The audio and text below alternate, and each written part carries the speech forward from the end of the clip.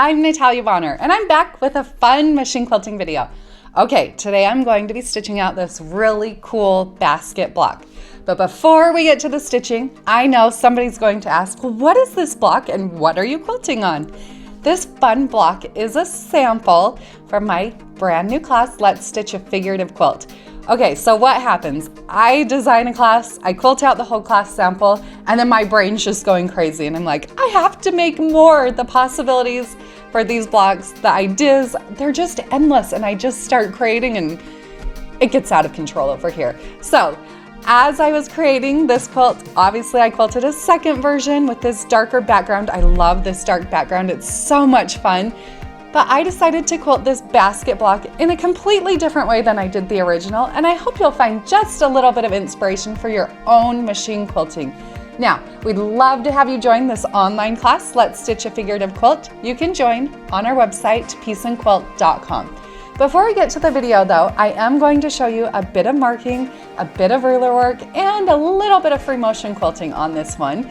You're going to want to make sure that you always have the correct tools when doing any machine quilting with rulers, and that you know how to do it. So make sure you check out my book, Visual Guide to Creative Straight Line Quilting. In that book, I cover all the basics. I talk about the tools that you need. There are specific rulers that you need for machine quilting with rulers, and you have to make sure you have a ruler foot and an extended base plate. So pick up that book, then hop back over here and let's get stitching. I do all of my machine quilting on my Gamel 22-inch machine. The quilting that you'll be seeing here is hand-guided quilting. The marking that I'm going to be using, I'm using the blue Mark Be Gone marker, and like y'all see here, I'm going to be using a ruler to mark out my designs. The ruler that I'm using here to mark out those designs is a long ruler from the Quilted Pineapple, thequiltedpineapple.com. So let's get stitching.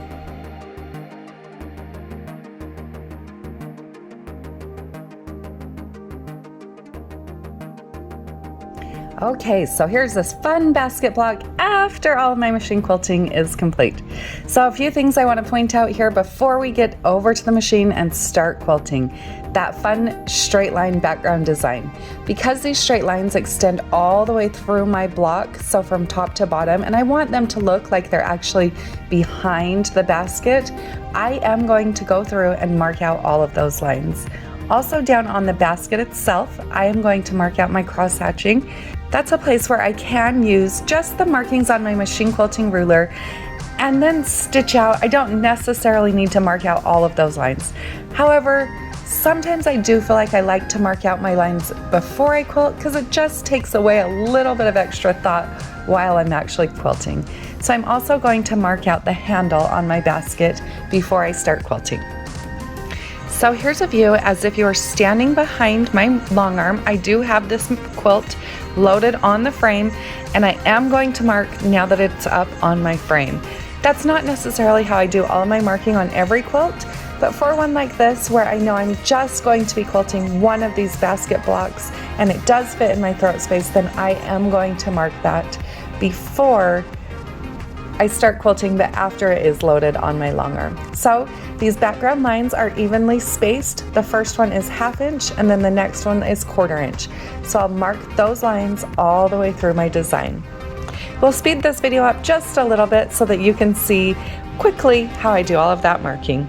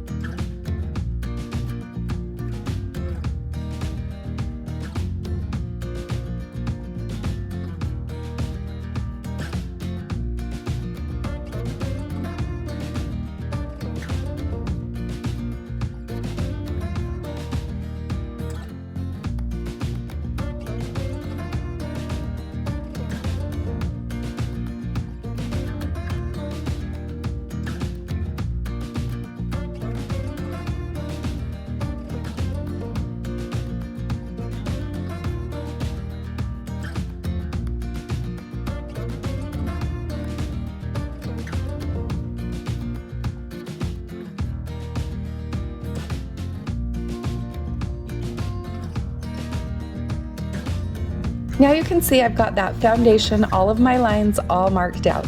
I am using the blue Mark Be Gone marker, and I'm using my favorite little solution of water and baking soda to remove my markings, of course using my Peace and Quilt misting spray bottle. Let's get stitching. So I am doing all of my quilting on my Gamel 22-inch machine. This is hand-guided quilting, and I am using a ruler foot on the machine. Anytime you're doing machine quilting with rulers, you need to make sure you have a ruler foot. Now, if you are working on a Gamel machine and you're using the standard foot that comes on your machine, that foot will work just great too. I like to stitch in the ditch, so technically I am quilting here on a panel. This panel is one that I purchased from honestfabrics.com. If you would like to join this online class, Let's Stitch a Figurative Quilt, and quilt on a panel just like this, you can pick up a panel from honestfabrics.com. But because I am quilting on the panel, you'll see that I have that little blue border around the outside of each of the blocks. That line is there just to help separate the blocks from the background because I have no seam. So I will stitch around that line. I know it's an extra step to stitch around that line, but overall I feel like it's really going to give me a better look. Now as I'm working through those background lines, you'll see that I use my 4-in-1, the mini 4-in-1 machine quilting ruler as my guide. I use that to help me stitch straight lines. I also do have on my machine quilting ruler the Peace and Quilt Pop Socket ruler grips. Those are so much fun to help me just really grab onto my machine quilting rulers. So I'll continue on using the ruler as my guide to work around my applique pieces and then filling in between those with that ruler work.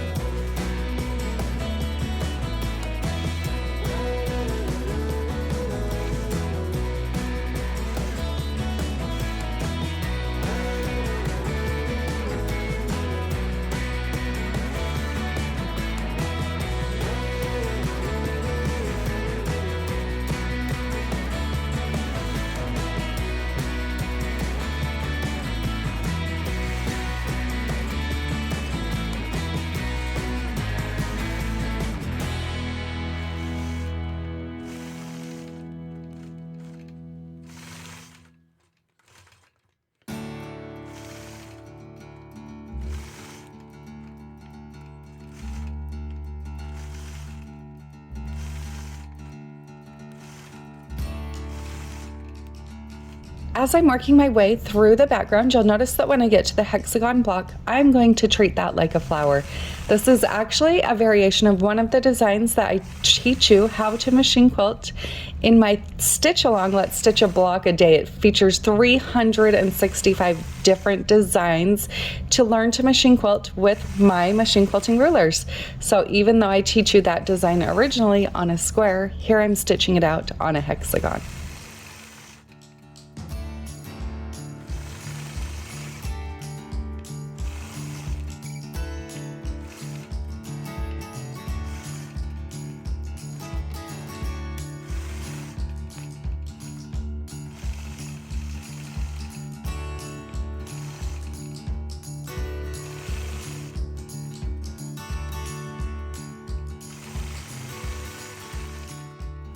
I'll continue working left to right across that block design.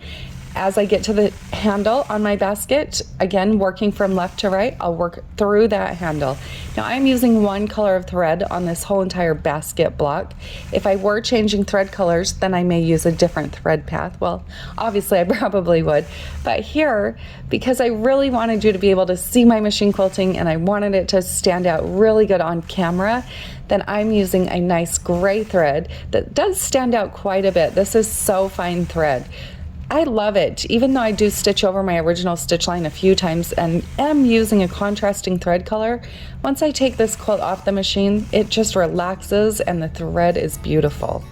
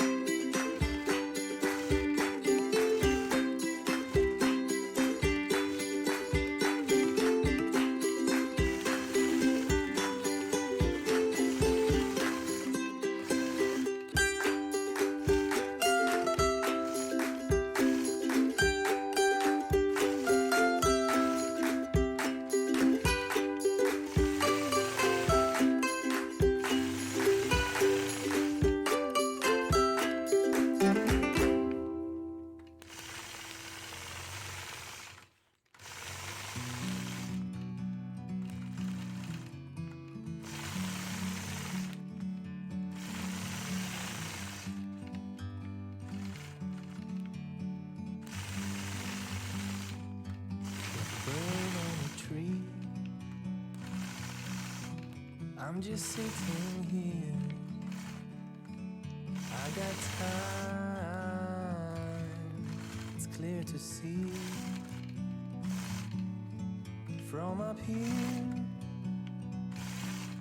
The world seems small. We can sit together. It's so beautiful, you and me, meant to be in the great outdoors, forever free.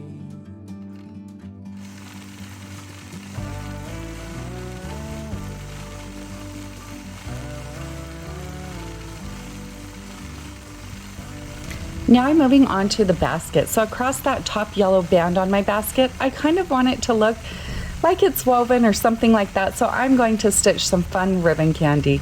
Ribbon candy is a great design to stitch in a place like this. To see the truth around you, from a distance you can tell.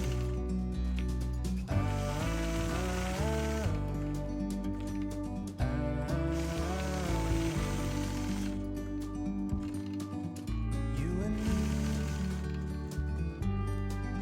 meant to be in the great outdoors, forever free. You and me, meant to be. Once I have that ribbon candy complete, then I'm going to grab my mini 4-in-1 machine quilting ruler. I'm going to continue that background work. I like to try to include as much of my background work along with the actual block elements as I can when I'm quilting. I feel like the most stops and starts that I can eliminate, the happier I am as a quilter. So now I've moved on to the basket, again, stitching those lines out that I've already marked, but using my background and my ditch as the place where I'll travel from point to point. You and me, meant to be in the great outdoors, forever free. You and me, meant to be in the great outdoors, forever free.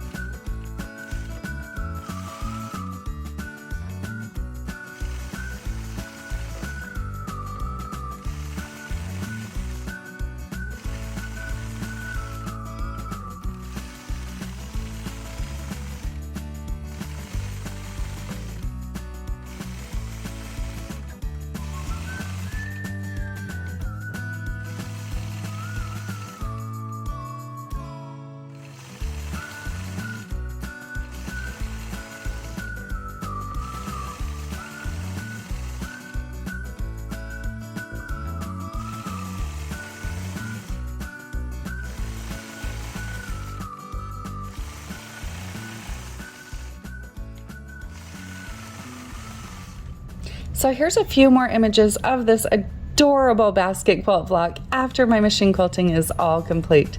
I hope you're all able to find just a little bit of inspiration from this fun quilt block. You can learn more about my class, Let's Stitch a Figurative Quilt, and all of my other classes over on our website, peaceandquilt.com. Have a great day, everybody.